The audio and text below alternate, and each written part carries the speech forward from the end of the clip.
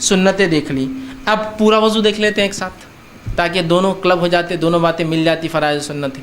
اب دونوں کو میں فرض کیا ہے سنت کی الگ نہیں کروں گا, اب دونوں کو ایک ساتھ رکھوں گا, جو کہ علی بن ابی طالب رضی اللہ عنہ کی ایک مکمل روایت ہے جس میں آپ نے پورا وضو کا طریقہ نبی اکرم صلی اللہ علیہ وسلم نے جیسا کیا تھا وہ بتایا, ٹھیک ہے.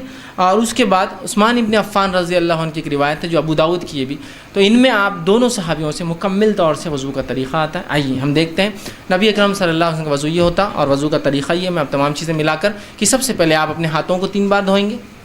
اب نیند میں سے کوئی خاص اٹھا تو پہلے 3 بار دھوئیں گا, وہ ایک الگ چیز ہے, ٹھیک. اور پھر مسواک کر لیں گا. وضو کے پہلے کی چیزیں ہیں یہ کہ وضو بالکل میں خاص وضو بتا رہا ہوں, تو مسواک وہ سب پارٹ ہے اس کا, لیکن وہ تو آپ سمجھ گئے, وہ آپ کو الگ سے کرنا. اب وضو کی بات کر رہے ہیں ہم صرف.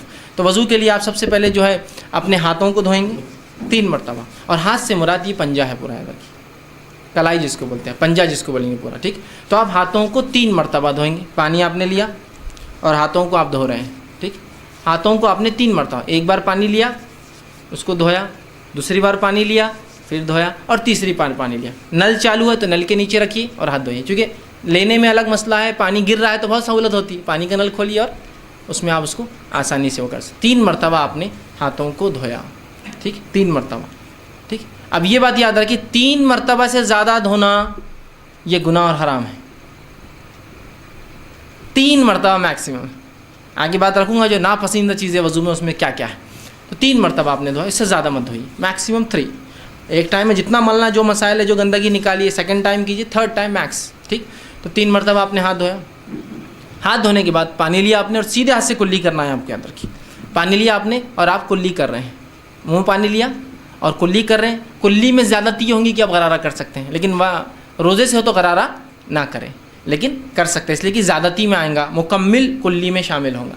پانی لیا یا چاہے تو غرارہ کرا اور پانی کو تھوک دیا. ایک بار فرض, کم از کم 3 بار, زیادہ سے زیادہ, ٹھیک ہے. دوسری بار لیا کلی کی, چاہے تو غرارہ کیا, یا ایک بار غرارہ کیا 2 بار کلی کی, جیسا آپ کو بہتر لگے تاکہ زیادہ سے زیادہ منہ صاف ہو آپ کا.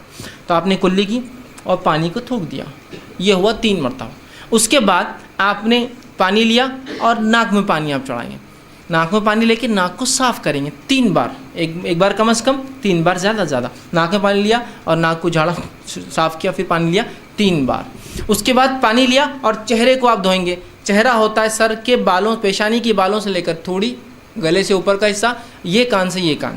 پانی لیا اور آپ اس کو دھو رہے ہیں, پانی لیا اور دھو رہے ہیں. جب آپ پانی چہرے پہ مارے تو آنکھ وہ سب انکلوڈ کر لے اس کے اندر, ٹھیک. اور آپ اس کو دھو رہے ہیں 1 بار 2 بار اور تیسری بار میکسیمم, ٹھیک. اس کے بعد جو ہے آپ پھر جو ہاتھ دھوئیں گے. ہاتھ کے لیے پہلے سیدھا شروع کریں گے. سیدھے ہاتھ پہ پانی لیا آپ نے اور اس کو پانی اگر کوئی چیز میں سے اٹھا رہے, برتن یا مرتبان میں سے, تو اٹھا کر آپ ڈالیں گے اور پھر اس کو ملیں گے. اگر نل چالو ہے تو آپ نل کے نیچے ہاتھ ڈالیں گے اور اس کو ملیں گے, ٹھیک. تو یہ پورا آپ نے یوں لیا اور یہ مل لیا ایک بار, یا آپ نل چالو تو نل میں بھی آپ سیدھا ڈالنے کے بدلے ایسا لے کر اس کو آرام سے مل سکتے ہیں نل بند کر کے. 1 بار 2 بار میکسیمم 3 ٹائمس, ٹھیک. اس کے بعد پھر الٹے ہاتھ آپ شروع کریں گے, الٹے ہاتھ کا, اور اسی دوران اس کا خلال بھی کر لے سکتے ہیں آپ چاہے تو, ٹھیک. اس کو دھوئیں گے, ٹھیک. یہ ہوا دوسرا ہاتھ. اس کے بعد آپ پانی لیں گے اور پانی لے کر مسح کریں گے. مسح کے لیے آپ پیشانی کے جو بال شروع ہوتے ہیں وہاں سے, جہاں تک ہم نے چہرہ دھویا تھا اس کے اوپر کا حصہ, بالوں سے پیچھے جائیں گے گدی تک اور پیچھے سے واپس آئیں گے. خواتین جو ہے چونکہ ان کی گردن کھلی نہیں ہوتی تو پیچھے جائیں گی گردن تک اور گردن سے واپس آ جائیں گی. مرد گردن تک جا کر پورا واپس آئیں گے, ٹھیک.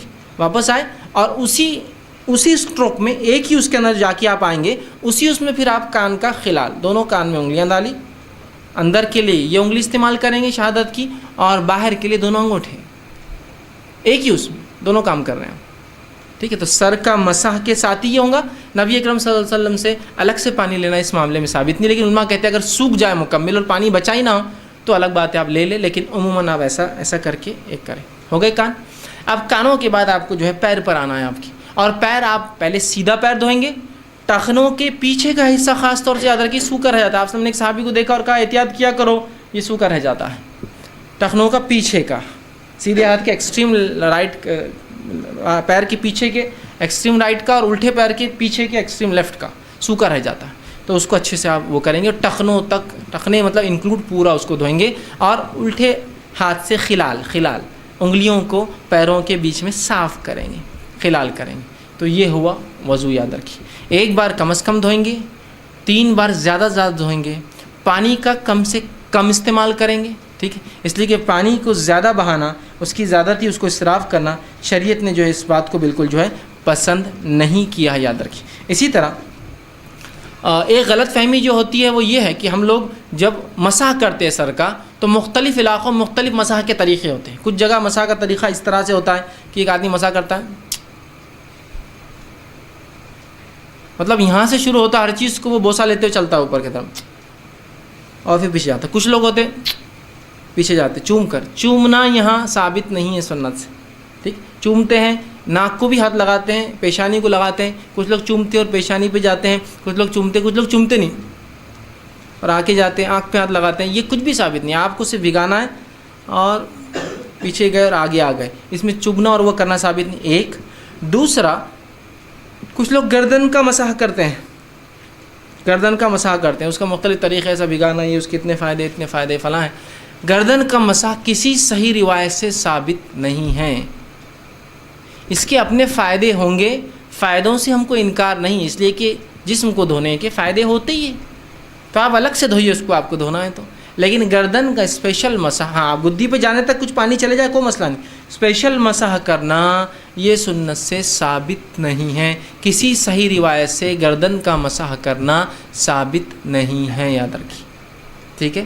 تو لہٰذا آپ پانی ہاتھ ڈالا، سیدھا ہاتھ کو لے گئے، واپس لایا، کانوں کا خلال کیا، یہ کام فنش، کوئی چومنا اور کوئی گردن کا مسح اس کے بعد ثابت نہیں۔ بہت سے لوگ یوں کر کے یوں جانے کے بعد ہر عبادت میں ان کو اپنی شک ہوتا ہے، اور شک کیوں نہ ہو، مولوی صاحب بتاتے ہیں احتیاطاً، جیسا جمعہ کی نماز 2 رکعت فرض ہے، احتیاطاً ظہر پڑھ لینا، تو وہ احتیاط کرتے، احتیاط کیا کرتے ہیں، دیکھیے سر کا مسح کرتے پہلے تو یوں بہت چومتے اوپر تک جاتے ہیں، یہ احتیاط عمل ہے، یہ بھیگا نہیں ہوگا تو یہ بھیگا نہیں ہوگا تو یہ بھیگا نہیں ہوگا۔ پھر واپس آنے کے بعد کان کا خلال کرنے کے بعد ایکسرسائز شروع ہوتی، شپ شپ شپ شپ، کچھ تو بھی ایسا بہت دیر تک یوں کرتے، کیوں بولے احتیاطاً یہ سوکھا رہ گیا ہوگا تو احتیاطاً یہ سوکھا رہے گا، احتیاطاً یہ سوکھا رہے گا، احتیاطاً، ارے پہلے 3 بار دھو لیا نا بیوقوف آدمی، اب کیا احتیاط پھر تو احتیاطاً فجر کی 2 پڑھ کے پھر 2 پڑھ، پھر ظہر کی 4 پڑھ کے پھر 4 پڑھ، زکوٰۃ دینے کے بعد ڈبل زکوٰۃ دے احتیاطاً، پہلی قبول نہیں ہوں گی تو، حج کرنے کے بعد پھر ایک حج کرے تھے، احتیاط مطلب امت کو ہر چیز میں شک میں ڈال دیا۔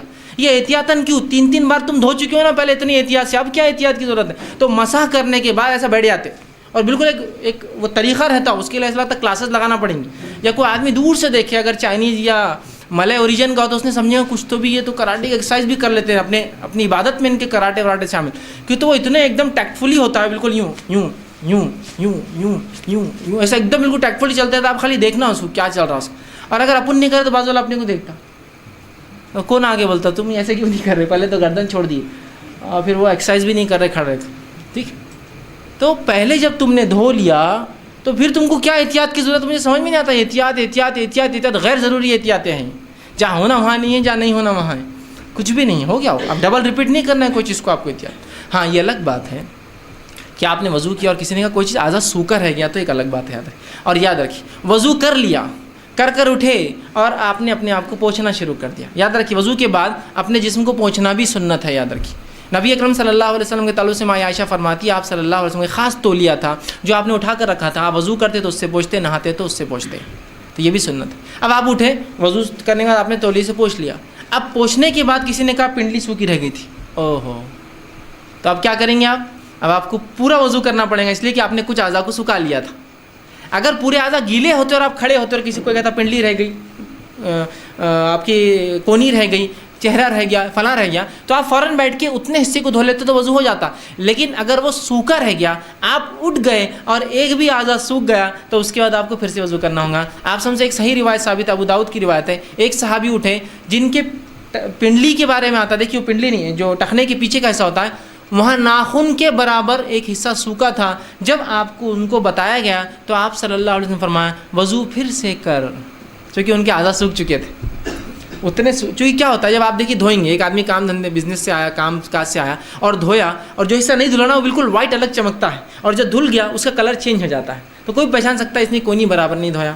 بچوں کو دیکھیے آپ، چہرہ دھوتے ادھر کا پورا باقی رہتا، آپ بولتے بیٹا یہ نہیں دھلا، کیسے پہچانا؟ ادھر پانی سے صفائی، ادھر سے وائٹنس دکھتی الگ، تو ویسا پہچانا تو کہا پھر سے کر۔ لیکن گیلے میں ہے تو خالی آپ جا کے گیلا کر لیجیے، گیلے میں مطلب اٹھے آپ اور کسی نے کہا بھائی صاحب تو آپ دھو لیجیے، सूख गया तो फिर से आपको वज़ू दोबारा दोहराना हो। अब वज़ू में नापसंदीदा उमूर, क्या काम हम वज़ू में नहीं करेंगे?